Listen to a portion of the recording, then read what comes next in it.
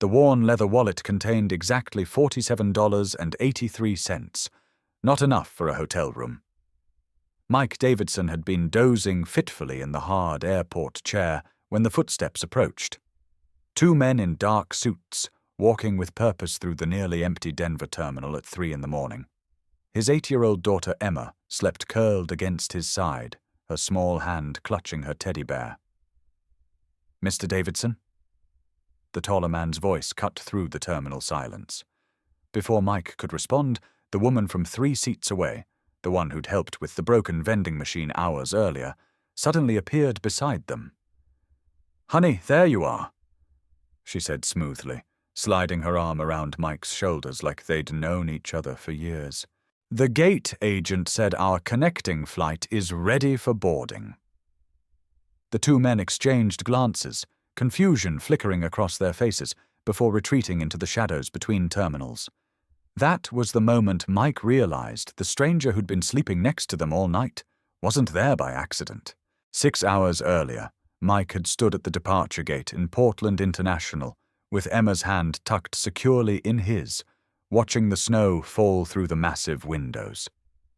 The announcement crackled over the intercom with the familiar tone of disappointment that had become the soundtrack of their lives lately. Flight delayed due to weather conditions in Denver. Minimum 4-hour delay, possibly overnight. Emma looked up at him with those wide blue eyes that reminded him so much of her mother. "Does that mean we can't go see Grandma for Christmas, Daddy?" Her voice carried that particular brand of 8-year-old worry that always made his chest tighten. Mike squeezed her hand gently. "We'll get there, sweetheart. Just might take a little longer than planned." He didn't mention that the delay meant they'd likely miss their connecting flight to Philadelphia, or that he'd already spent most of their Christmas budget on these tickets. Some truths were too heavy for small shoulders. The gate area filled with frustrated passengers making phone calls and rebooking flights. Mike pulled out his phone and scrolled through hotel options near the airport. The cheapest room was $87, plus taxes.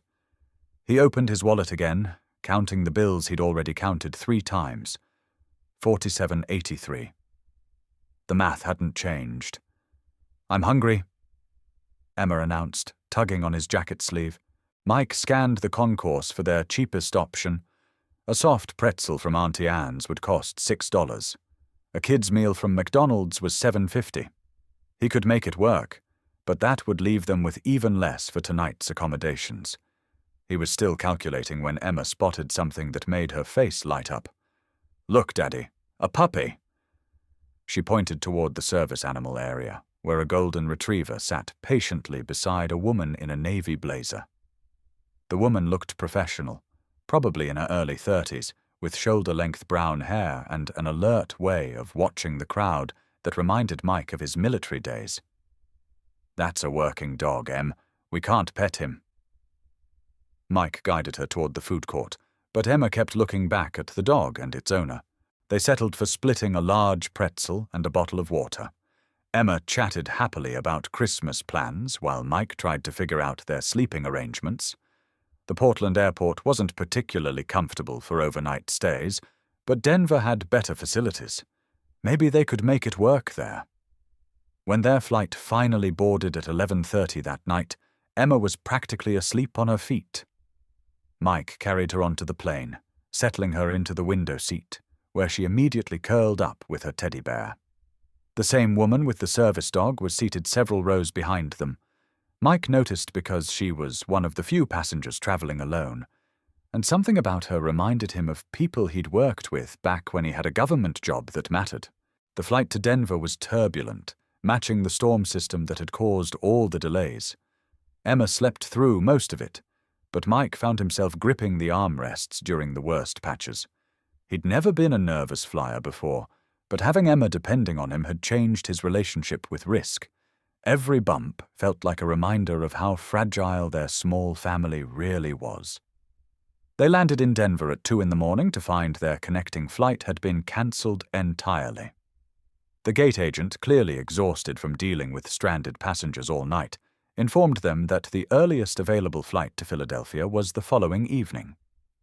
We have hotel vouchers available, she offered. But they're limited and there's a waiting list. Mike didn't bother getting on the waiting list. Even with a voucher, there would be additional costs, and Emma needed to eat tomorrow. He found a relatively quiet section of the terminal near their new departure gate, and helped Emma get comfortable across 3 seats.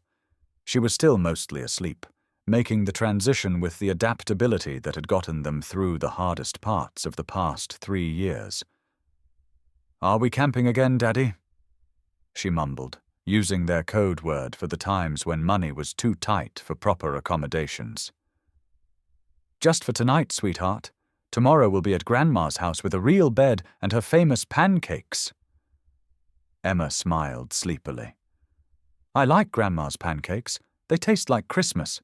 Mike tucked his jacket around her small frame and settled into the uncomfortable chair beside her. The terminal was much quieter now, with only a handful of other stranded passengers scattered throughout the seating areas. Security guards made their rounds periodically, but they seemed understanding about the overnight campers created by the weather delays. It was nearly 3 when Mike finally allowed himself to close his eyes. Emma was sleeping peacefully, her breathing steady and calm in a way that always reassured him. This was what mattered, not the uncomfortable chairs or the dwindling bank account, but the simple fact that they were together and safe. Everything else was just logistics. He was drifting off when he heard familiar footsteps approaching their area. The professional-looking woman from their flight was settling into a seat about 10 feet away, her service dog lying quietly at her feet. She moved with the same careful efficiency Mike had noticed earlier, checking her phone and arranging her carry-on bag with practiced precision. Their eyes met briefly, and she offered a small smile of shared commiseration. 2 travelers making the best of an inconvenient situation. Mike nodded acknowledgement before closing his eyes again. Just another stranded passenger, he thought. Nothing unusual about that. He had no way of knowing that Sarah Collins had been following him for 6 months, or that her presence on his flight was anything but coincidental. He couldn't have imagined that the service dog was actually a highly trained protection animal, or that Sarah's carry-on bag contained equipment that had nothing to do with marketing consulting. Most importantly, he had no idea that the 2 men in dark suits were already on their way to the airport, guided by tracking software that had been monitoring his movements since he'd left Portland. Mike Davidson was simply a single father trying to get his daughter to her grandmother's house for Christmas. He wanted nothing more than to make it through the night without incident and catch their flight the next evening. But wanting something and getting it were 2 very different things, especially when you were carrying information that powerful people would kill to keep secret. The first sign of trouble came around dawn, when Mike woke to find Emma sitting up and staring at something across the terminal. Her teddy bear was clutched tightly in her arms, and she had that alert, slightly worried expression that meant her 8-year-old radar had picked up something adults might miss. "What is it, sweetheart?" Mike rubbed the sleep from his eyes and followed her gaze. 2 men in expensive suits were standing near the information desk, but they weren't looking at the departure boards or talking to airport staff. They were scanning the seating areas methodically, and something about their posture suggested they weren't typical business travelers dealing with flight delays. "Those men keep looking over here," Emma whispered. "The tall one pointed at us before." Mike felt his stomach clench with familiar dread. It had been 6 months since he'd made his decision to leave the senator's office. 6 months since he'd discovered what Richard Blackwood was really doing with the disaster relief funds. He'd told himself that keeping quiet and disappearing would be enough, that taking his severance pay and moving across the country would end his involvement in something he wished he'd never seen. But men in expensive suits didn't appear at random airport terminals at dawn, and they didn't scan crowds looking for specific people unless those people had something worth finding. The woman with the service dog, Sarah, he remembered her introducing herself during their brief conversation about the delayed flight, was awake now, too. She was checking her phone, But Mike noticed her eyes kept drifting toward the two men. Her dog had moved from a resting position to sitting alert, ears forward in a way that suggested he was picking up on some kind of tension. Mike's phone buzzed with a text from an unknown number. "Stop running, Davidson. We know where you are." His hands were shaking as he deleted the message, but not before Emma noticed his reaction. She pressed closer to his side, and he could feel her small body tensing with the fear that children develop when they've learned to read their parents' emotional weather. "Daddy, are those bad men?" The question hit him like a physical blow. Emma had already lost her mother to cancer, had already lived through the disruption of their move to Portland, the months of tight budgets and uncertain futures. She shouldn't have to learn about the kind of bad men who sent threatening text messages and tracked people across the country. But she was looking at him with complete trust, waiting for him to tell her that everything would be okay, that Daddy would handle whatever was wrong. And Mike realized with crystalline clarity that he had no idea how to handle this at all. The two men were moving now, walking with casual purpose toward their section of the terminal. They weren't rushing, weren't trying to attract attention, but their trajectory was unmistakable. Mike's military training kicked in automatically, cataloging exits and obstacles, calculating distances and response times. But this wasn't a battlefield, and he wasn't a soldier anymore. He was just a father with a small daughter and $47.83, trying to figure out how to protect the only thing in the world that mattered to him. That was when Sarah stood up. She moved with fluid confidence, closing the distance between her seat and theirs in just a few steps. Before Mike could process what was happening, she had slipped her arm around his shoulders and was speaking in a voice loud enough for the approaching men to hear. "Honey, there you are. I was getting worried when you didn't answer your phone." Her performance was flawless, the tone of a wife who'd been looking for her family, just enough irritation mixed with relief to sound completely authentic. Emma looked confused, but didn't contradict the strange woman who was suddenly acting like she belonged with them. The two men had stopped their approach, standing about 20 feet away and exchanging glances that suggested this development wasn't part of their plan. Sarah continued her performance, reaching down to ruffle Emma's hair with maternal familiarity. "The gate agent said our connecting flight is ready for boarding. We should probably head over there now." She was giving them an out, Mike realized. A reason to move, to get away from the men who were clearly looking for him. But accepting her help meant trusting a stranger with his daughter's safety, and Mike had learned the hard way that trust was a luxury he couldn't afford. The two men were conferring now, one of them speaking quietly into a phone. They weren't leaving, which meant they weren't convinced by Sarah's act. Or maybe they didn't care if Mike had company. Mike felt Emma's hand slip into his, her small fingers squeezing with the kind of trust that both broke his heart and gave him strength. She was counting on him to make the right choice, even though she didn't understand what choice he was making. He looked at Sarah, really looked at her for the first time.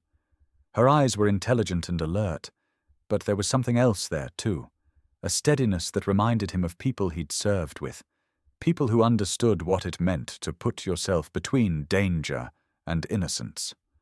Her service dog was watching the two men with the kind of focus that suggested more than standard training.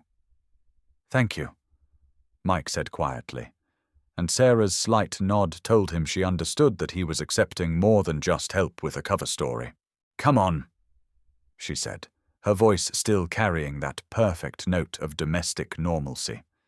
"Let's get Emma some breakfast before our flight."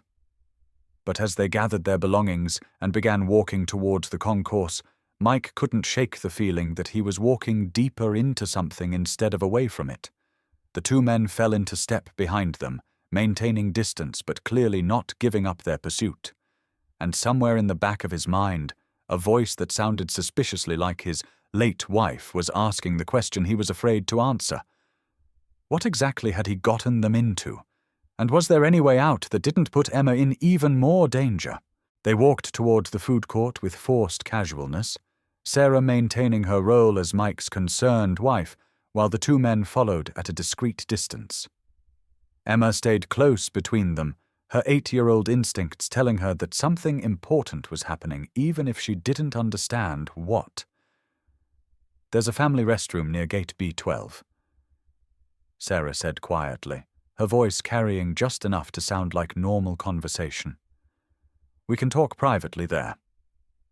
Mike nodded, his mind racing through possibilities.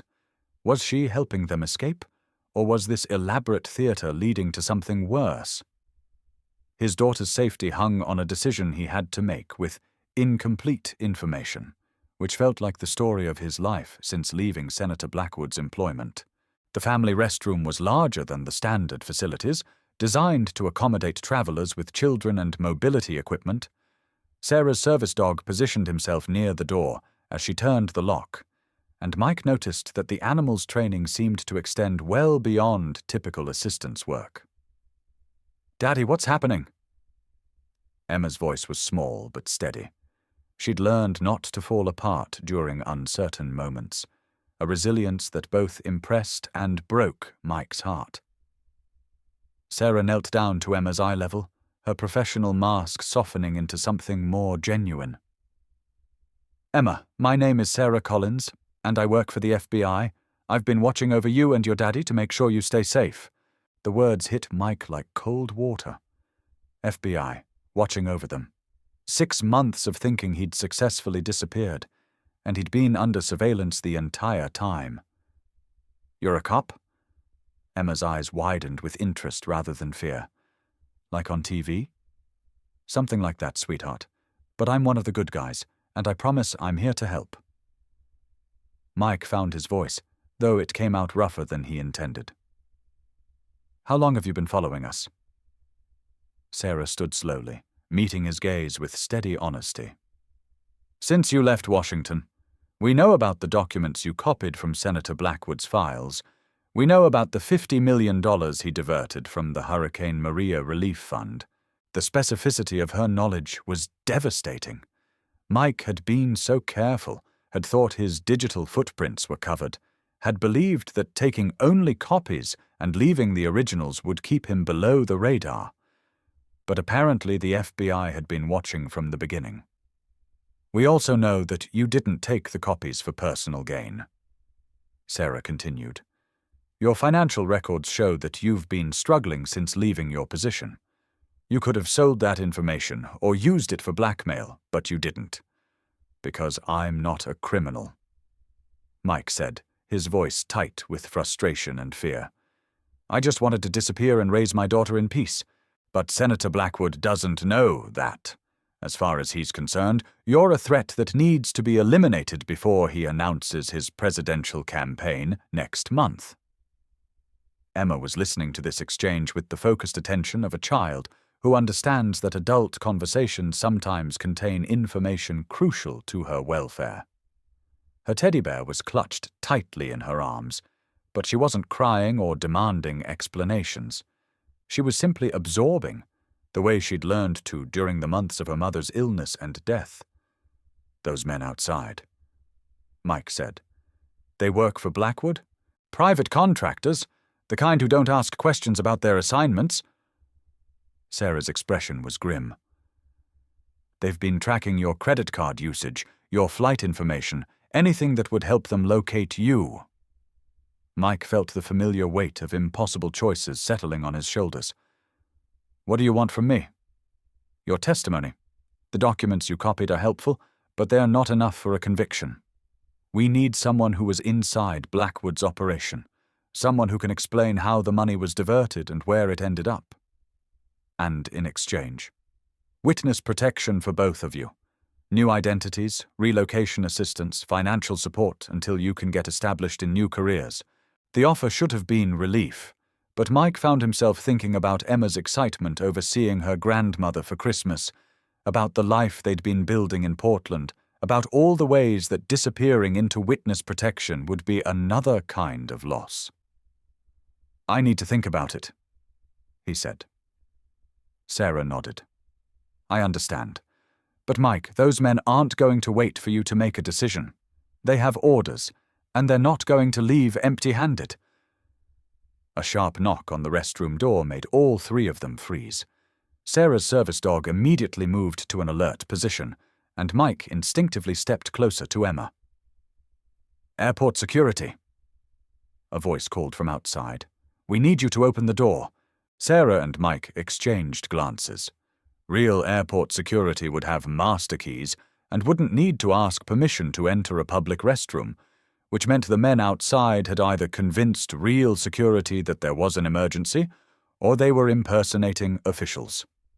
"Stay behind me," Sarah whispered to Emma, her hand moving to something concealed under her jacket. The knocking became more insistent. "Sir, we know you're in there. We just want to talk."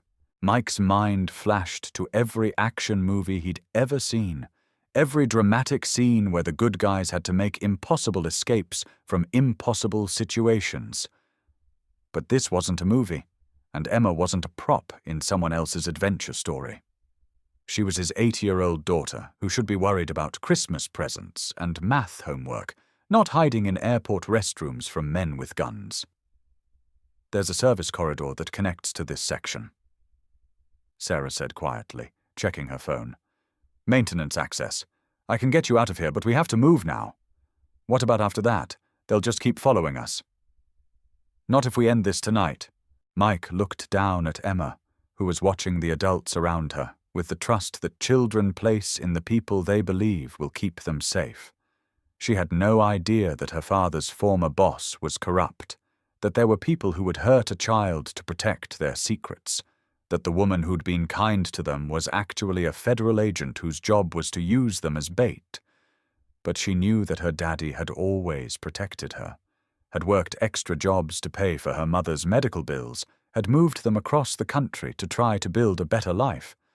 She knew that when scary things happened, adults were supposed to handle them so that children could continue being children.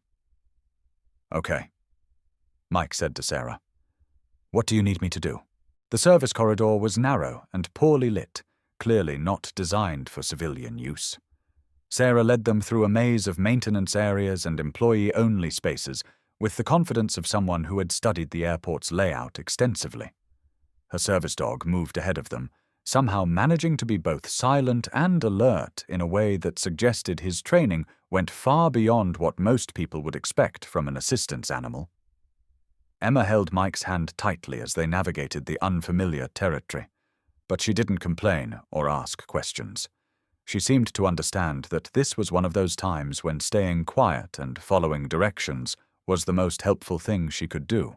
They emerged into a different section of the terminal, near the baggage claim area that was mostly deserted at this early hour.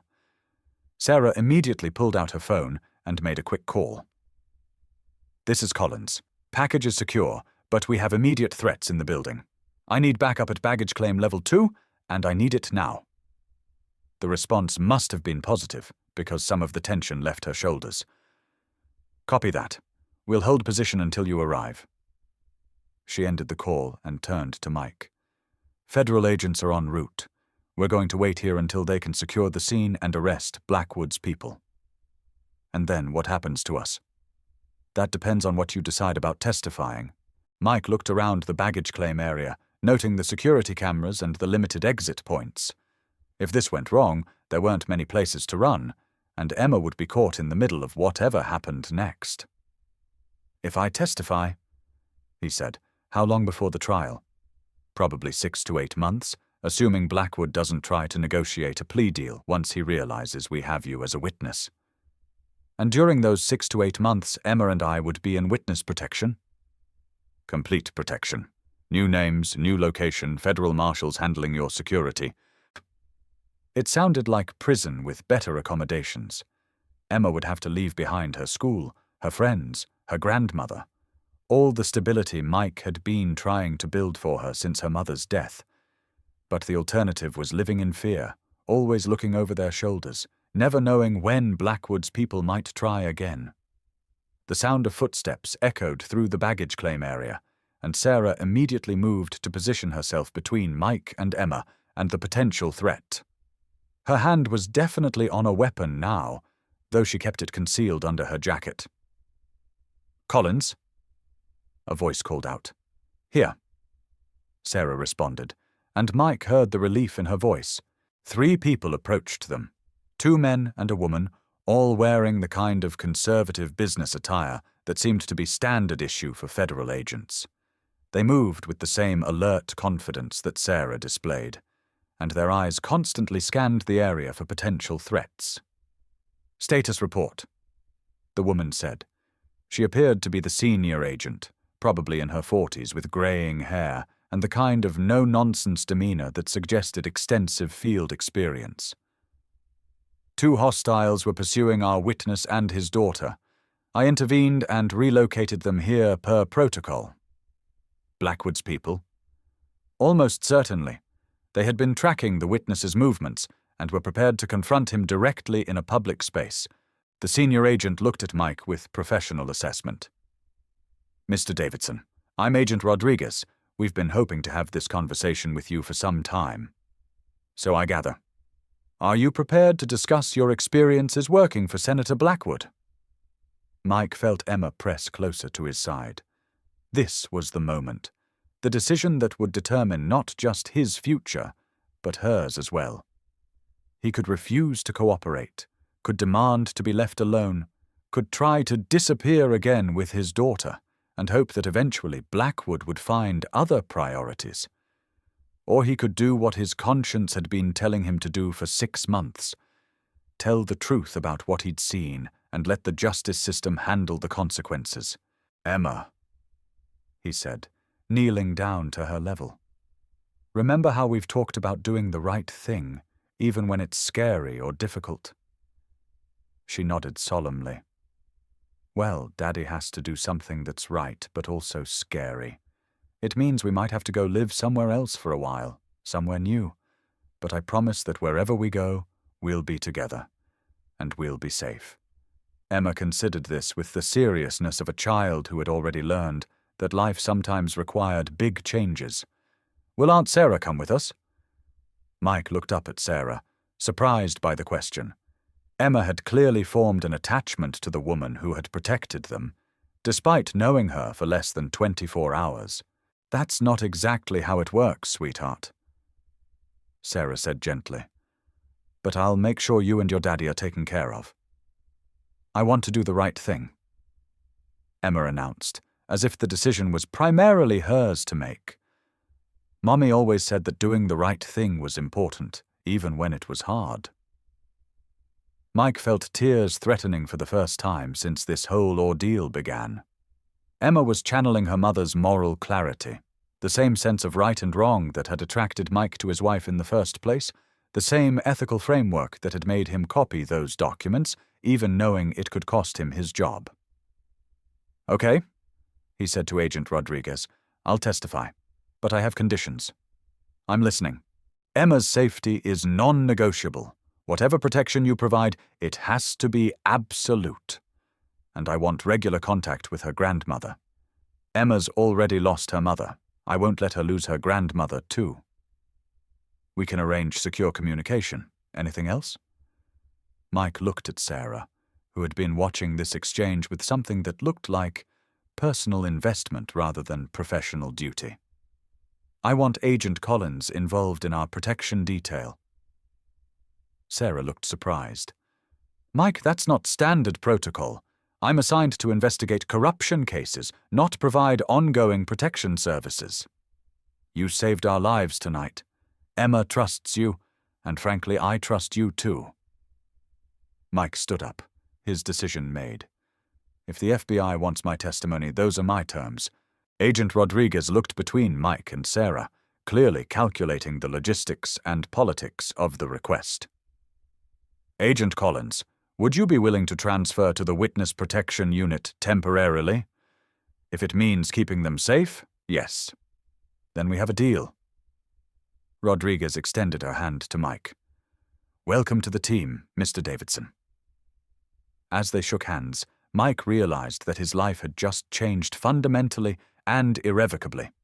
There would be no quiet Christmas with Emma's grandmother, no return to their modest apartment in Portland, No pretending that they could simply disappear into normal American anonymity.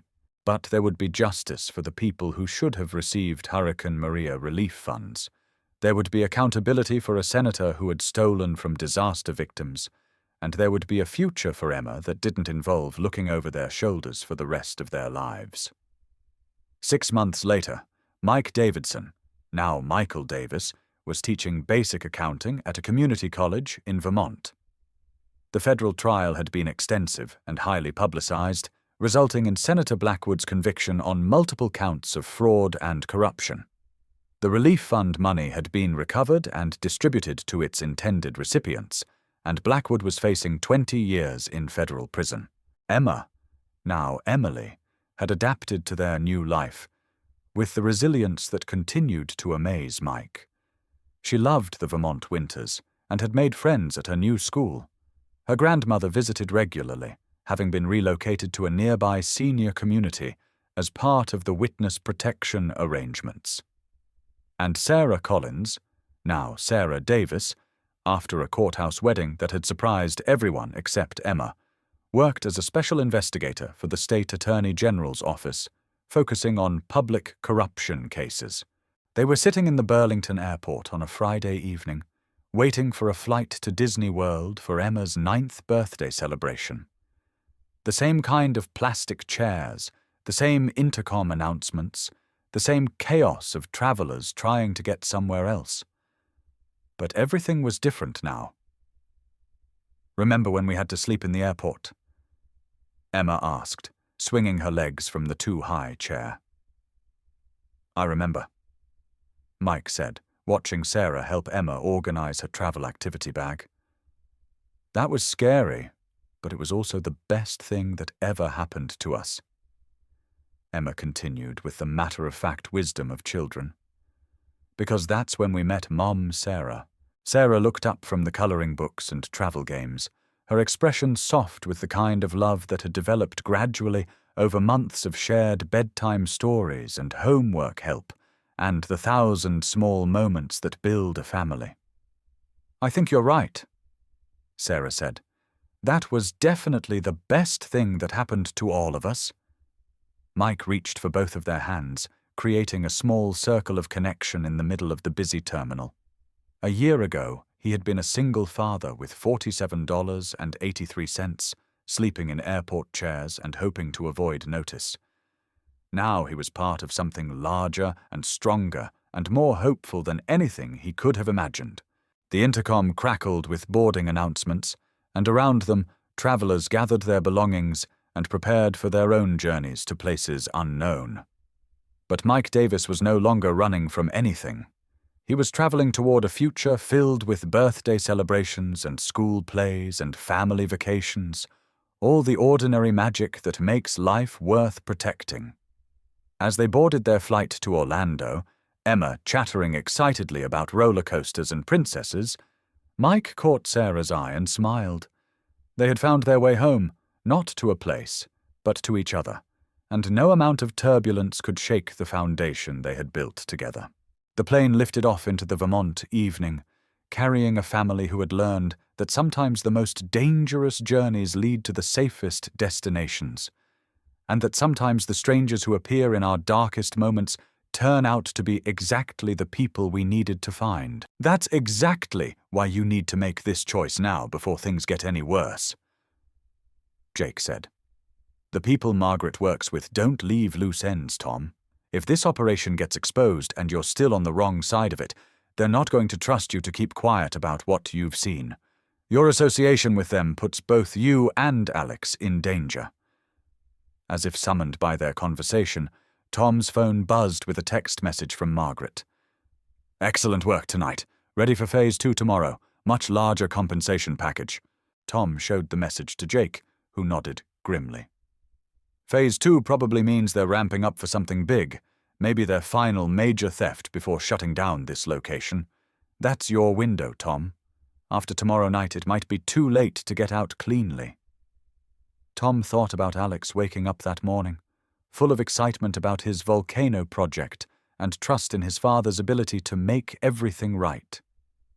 He thought about Dr. Chen's concern about the boy's worsening condition and the surgery that could save his life. But most of all, he thought about what kind of man he wanted to be when his son looked back on this period of their lives. If I do this, if I help the FBI, what happens to Alex's surgery? I still don't have the money, and now I won't be getting it from Margaret. Jake's expression softened completely for the first time during their conversation. Tom, Memorial General has a charity care program that covers exactly these kinds of situations. The paperwork is complicated, and the approval process takes time, but Dr. Chen has been trying to get your son qualified for months. She's been waiting for you to ask for help through official channels. The revelation hit Tom like a second physical blow. While he'd been risking his freedom and his family's safety in Margaret's illegal scheme, the legitimate help he needed had been available all along.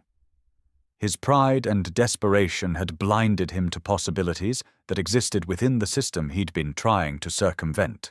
Tom picked up Agent Mitchell's business card and slipped it into his wallet. What do I need to do? The next evening, Tom returned to Memorial General Hospital wearing a wire so small and sophisticated that he forgot it was there within minutes of putting it on. Agent Mitchell had spent the afternoon coaching him on how to guide conversations toward useful information without appearing suspicious. But as he walked through the familiar corridors, Tom felt as though he was seeing the building through completely different eyes. Margaret was waiting for him in the basement storage area, but she wasn't alone. 3 men in dark suits stood near a collection of containers that dwarfed anything Tom had seen before. The operation had clearly escalated beyond anything that could be explained as routine pharmaceutical redistribution. This looked like the complete theft of an entire medical supply shipment. Tom, perfect timing, Margaret said, her professional smile unchanged despite the obviously criminal nature of what surrounded them. I'd like you to meet some of my business associates. They're very impressed with your reliability and discretion. One of the men stepped forward, and Tom recognized him as the cold-eyed individual from the warehouse the previous night. Margaret tells us you're ready to expand your role in our organization. We have positions available for someone with your skills and access to medical facilities. Tom forced himself to appear interested while the wire recorded every word. What kind of positions? Regional Distribution Coordinator, the man replied. You'd help us establish similar operations at hospitals throughout the state. The compensation would be substantial, enough to solve any financial problems you might have permanently. As the man outlined their expansion plans, Tom realized the true scope of what he'd stumbled into. This wasn't just theft from a single hospital, it was a coordinated criminal enterprise that had infiltrated medical facilities across multiple states. The medications they were stealing weren't just being sold illegally, they were being replaced with counterfeit drugs that could kill unsuspecting patients. The conversation was interrupted by the sudden wailing of the hospital's emergency alarm system, followed by an announcement that made Tom's blood freeze. Code Silver, Emergency Department. Code Silver, Emergency Department. All personnel to lockdown positions. Code Silver meant an armed intruder in the hospital. But as Tom looked at the faces of Margaret and her associates, he realized with growing horror that the emergency wasn't a random act of violence. The men around him were reaching inside their jackets, and Margaret's calm expression suggested she'd been expecting this development. Gentlemen, Margaret said quietly, it appears our timeline has been accelerated. Tom, I'm afraid you're about to see exactly how serious we are about protecting our interests. The sound of gunshots echoed through the hospital corridors above them, and Tom understood that whatever was happening upstairs was connected to the criminal organization he'd been helping to document. But as the basement filled with armed men and the reality of immediate danger replaced his fears about future consequences, Tom realized that all his careful planning with the FBI might not be enough to get him out of Memorial General Hospital alive. The wire hidden beneath his shirt continued recording as Tom faced the possibility that his attempt to save his son might have cost them both everything, and that the second chance Jake Morrison had offered him was about to be cut tragically short by the very people he'd been trying to help the authorities catch. Lily's true identity as Victoria Sterling was officially recognized by the courts after extensive investigation, her adoption by William Sterling validated through DNA testing and document analysis. Her right to control Meridian Industries was confirmed beyond any legal challenge that prosecutors or defense attorneys could mount. The company's stock price, which had plummeted during the initial media coverage of the scandal, rebounded stronger than ever as investors realized they were dealing with a CEO who'd risked everything to protect her employees rather than save herself. But the real transformation was more personal and harder to quantify than stock prices or legal victories, changes that couldn't be measured in dollars or documented in court transcripts. Thomas found himself appointed as Chief Security Officer for all of Meridian Industries, his engineering background and intimate knowledge of the company's systems making him invaluable in the post-Marcus era. More importantly, he discovered that protecting something larger than himself gave his life a meaning that grief had stolen and solitude had never been able to restore. Jake adapted to their new circumstances with the resilience that had always amazed Thomas, moving from the cramped trailer to a comfortable house near Meridian's headquarters and thriving in a school district that could nurture his obvious aptitude for building things and solving problems. The boy seemed to understand, with the intuition that children often possess, that his father had found not just a job, but a purpose. Something worth protecting, worth fighting for, worth the risk of caring again. Lily threw herself into rebuilding Meridian with the passion of someone who'd almost lost everything and refused to take anything for granted again. She established safety protocols that became industry standards, created worker protection programs that other corporations studied and copied, and transformed Meridian from a simple technology company into a model for ethical business practices. Under her leadership, the company's value grew from $18 billion to $22 billion, but more importantly, it became a place where 15,000 families could build secure futures. The pocket watch that had belonged to Thomas's grandfather began keeping time again, though neither Thomas nor Lily could explain exactly when it had started working. Thomas suspected it had something to do with having people worth measuring time for again, with building a life that looked forward instead of backward. He wore it every day, not as a monument to grief, but as a reminder that every second was an opportunity to build something better than what had existed before.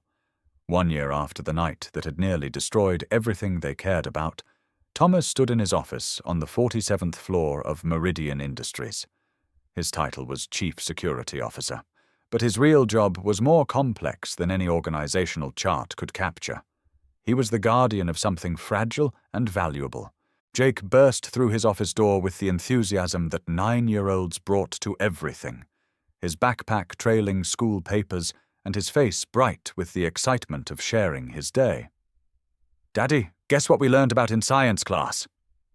The boy launched into an elaborate explanation of gear ratios and mechanical advantage, his hands moving in animated gestures that reminded Thomas of Sarah's grace. Lily appeared in the doorway, leaning against the frame with the patient smile of someone who'd learned to find joy in simple moments after surviving experiences that could have destroyed her capacity for happiness. She'd changed since the crisis. Still brilliant, still driven, but softer somehow, as if confronting her deepest fears had freed her to be human instead of perfect. "How was the board meeting?" Thomas asked, though he could read the answer in her relaxed posture and genuine smile. "They approved the expansion of the Emily Chen Safety Institute," Lily replied, settling into the chair across from Thomas's desk. "Full funding for 5 new research facilities and partnerships with universities in 12 states. Emily would have loved knowing that her death led to something that could save thousands of lives." There was still sadness in her voice when she spoke of her friend, but it was the gentle sadness of someone who'd learned to honor the dead by living fully.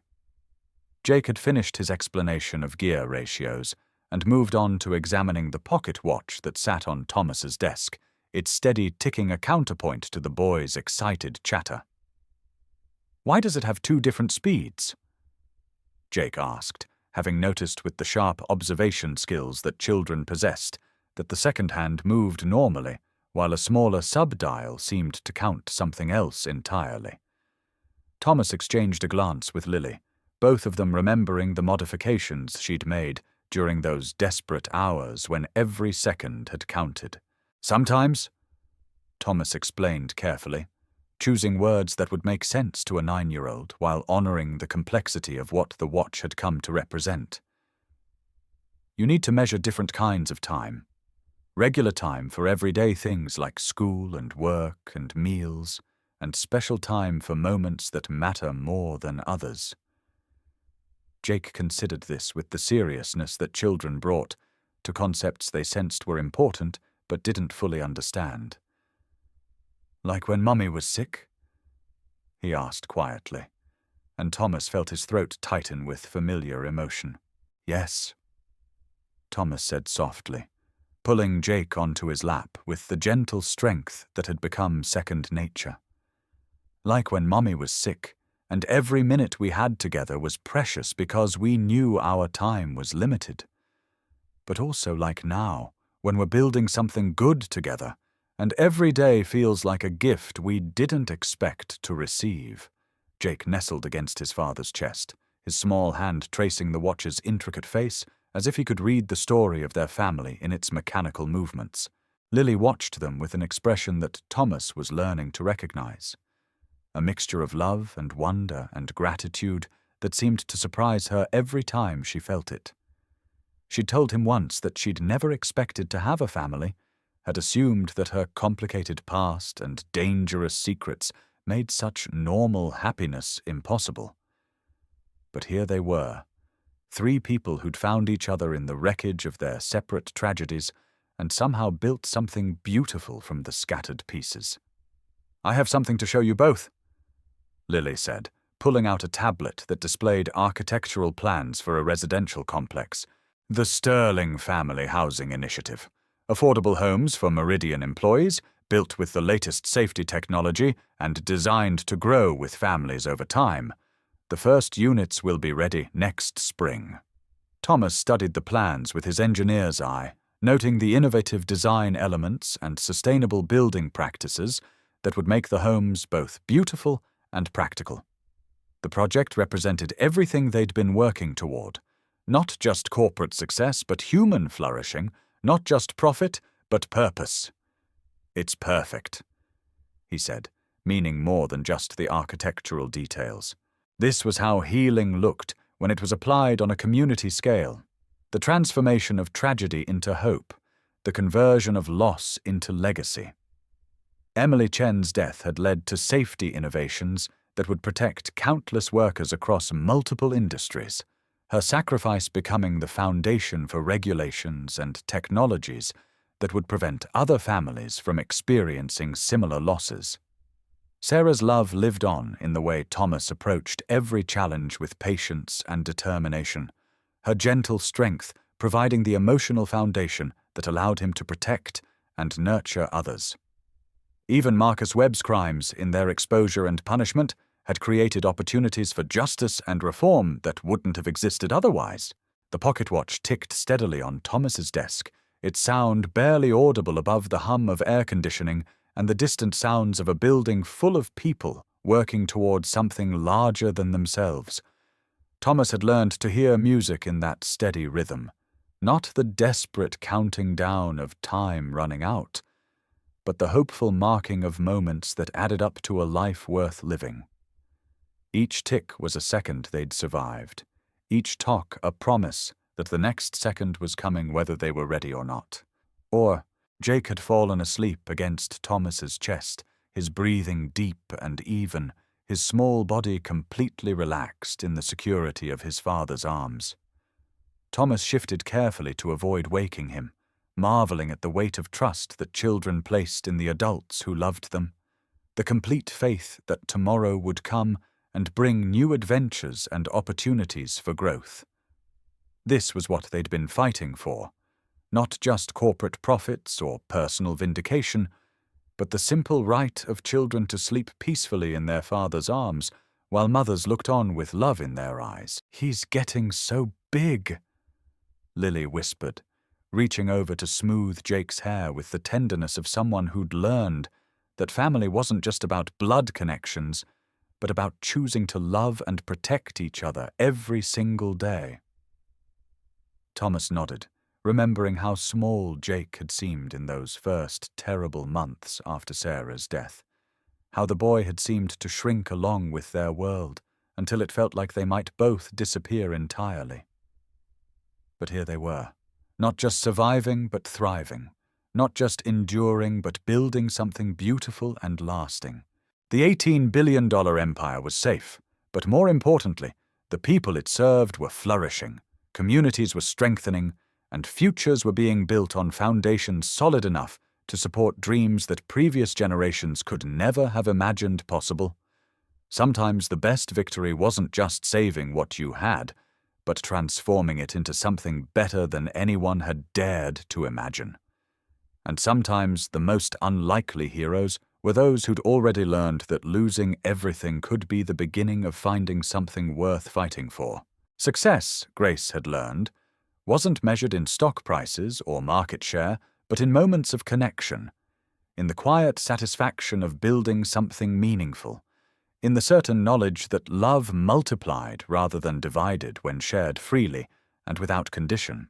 The innocent observation hung in the air between them, loaded with implications that neither adult was quite ready to address directly. But as they stood together in that tournament hall, surrounded by chessboards and the echoes of a hard-fought victory, Madison Clark and David Miller both realized that some games change everyone who plays them, and that the most important victories are often the ones that nobody keeps score of. 6 months after David Miller's tournament victory, Madison Clark found herself in an unfamiliar position, sitting in the bleachers of Riverside Elementary School's multipurpose room, watching Emma perform in the 3rd grade spring concert while trying to process how completely her life had changed since that first chess game at the community center. David sat beside her, wearing the same flannel shirt he had worn to their first meeting, though now it was by choice rather than necessity. His tournament winnings and subsequent sponsorship deals had provided financial stability, but he had chosen to maintain the simple lifestyle that had sustained him and Emma through their most difficult years. Success, he had learned, was about having enough rather than having everything. Emma's clear soprano voice carried across the room as she sang her solo in Somewhere Over the Rainbow, and Madison felt her chest tighten with an emotion she couldn't quite name. Watching this confident, joyful child perform with such natural grace, it was hard to imagine the scared little girl who had spent weeks in the hospital, or the father who had sat vigil beside her bed while his world crumbled around him. "She's incredible," Madison whispered, not trusting her voice to remain steady at normal volume. David nodded, his eyes never leaving Emma as she moved through the choreography with the kind of unself-conscious joy that only children possess. "Sarah always said Emma would be a performer," he said quietly. "She used to sing lullabies that could make Emma stop crying instantly, even when she was a baby." It was the first time in months that David had mentioned his late wife, without the shadow of pain that usually accompanied such references, and Madison realized that somewhere in their journey together, he had found a way to honor Sarah's memory without being imprisoned by it. The grief was still there, would always be there, but it had transformed from a weight that held him down into something more like a compass that pointed him toward what mattered most. The concert concluded with all the children singing together, their voices blending in the kind of imperfect harmony that parents find more beautiful than any professional performance. As the audience applauded and families began gathering their children, Madison became aware of the other parents glancing in their direction with curious expressions. She and David had become something of a local celebrity couple, though neither of them was entirely comfortable with the attention. The chess world had embraced David's comeback story with enthusiasm, and Madison's role as his sponsor and partner had generated its own media interest. Several magazines had run features about their relationship, though they had been careful to keep the focus on David's professional achievements rather than their personal lives. "Daddy! Madison!" Emma ran toward them with the breathless excitement of a performer who had just conquered the world. Her costume, a sparkly blue dress that she had helped choose, caught the gymnasium lights as she moved, making her look like a small star who had temporarily descended to earth. David scooped her up in a hug that lifted her feet off the ground. "You were amazing, sweetheart. That solo was perfect." Emma beamed at the praise, then turned to Madison with an expression that had become familiar over the past months, the look of a child who had claimed an additional adult as family. "Did you hear me sing the rainbow song? I thought about Mommy when I sang it, because Daddy says she's somewhere over the rainbow now." Madison felt tears threaten at the casual way Emma had learned to integrate her mother's memory into her daily life, turning loss into something that enhanced rather than diminished her joy. "I heard every note," Madison said. "Your Mommy would be so proud of you." As they prepared to leave the school, several other parents approached with congratulations about Emma's performance and questions about David's next tournament schedule. Madison watched him handle the attention with the kind of gracious professionalism he had developed since returning to competitive play, but she could see the slight tension in his posture that suggested he was still adjusting to being a public figure again. The drive home took them through the familiar streets of their neighborhood, past the community center where they had first met, and the elementary school where David still occasionally worked as a substitute teacher. Emma chatted from the back seat about her classmates' performances and her plans for summer vacation, her voice providing a cheerful soundtrack to the comfortable silence between the adults. "I've been thinking," David said as they pulled into Madison's driveway, a ritual that had developed over months of shared dinners and homework supervision and chess lessons. About what comes next. Madison felt her stomach flutter with anticipation mixed with anxiety. They had been carefully avoiding conversations about the future, focusing instead on the day-to-day reality of building something neither of them had expected to find. "What kind of thinking?" David turned off the engine and looked at her with the same focused intensity he brought to critical chess positions. "I've been offered a spot in the U.S. Championship qualifying cycle. It would mean more travel, higher stakes, the kind of pressure I walked away from 5 years ago." Emma had gone quiet in the back seat, and Madison realized that she was listening to the conversation with the sharp attention of a child who understood that adult decisions could change everything about her world. "And?" Madison prompted, though she thought she could guess the direction of his thoughts. "And I keep thinking about what you said at the hospital, about helping Emma know that her father is a hero. I want her to see that choosing love doesn't mean giving up on excellence, that you can honor the people you've lost by becoming the best version of yourself." Madison nodded, understanding both the ambition and the fear in his voice. "But," David smiled, the expression carrying all the wisdom he had gained from loss and recovery and learning to hope again. "But I also want her to know that the most important victories happen when the people you love are there to share them with you." Emma unbuckled her seatbelt and leaned forward between their seats. "Daddy, are you asking Madison to marry you? Because if you are, you're supposed to ask me first if it's okay, and then you have to give her a ring." The directness of the question hung in the air between them, loaded with implications that made Madison's heart race and David's face flush with embarrassment. They had been moving toward this conversation for months, but Emma's innocent intervention had accelerated the timeline considerably. "Actually," David said, reaching into his jacket pocket with the kind of careful movement that suggested he had been planning this moment. "I was getting to that part. He pulled out a small velvet box, opening it to reveal a simple diamond ring that caught the late afternoon light streaming through the car windows. "Madison Clark," he said, his voice carrying the same quiet confidence he had shown during their first chess game. "You taught me that it's possible to build something new from the pieces of what you've lost. Will you marry me and help me teach Emma that love is the only game worth winning?" Madison stared at the ring, processing the magnitude of what David was offering. Not just marriage, but partnership in raising Emma, integration into a family that had learned to find joy after devastating loss, the chance to build a life based on love rather than achievement. "Yes," she said, surprising herself with how quickly and certainly the word came. "Yes, of course. Yes." As David slipped the ring onto her finger and Emma cheered from the back seat, Madison realized that she had finally found the victory that mattered most, not defeating opponents or accumulating wealth or proving her superiority, but joining a family that had taught her the difference between winning and being happy. Emma's voice interrupted her thoughts. "Does this mean I get to call you Mom now? Because I've been practicing, and I think you'd like it."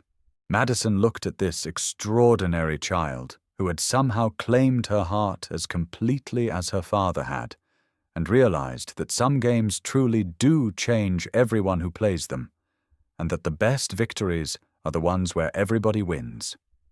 "I would love that more than anything in the world," Madison said, pulling Emma into a hug that felt like coming home.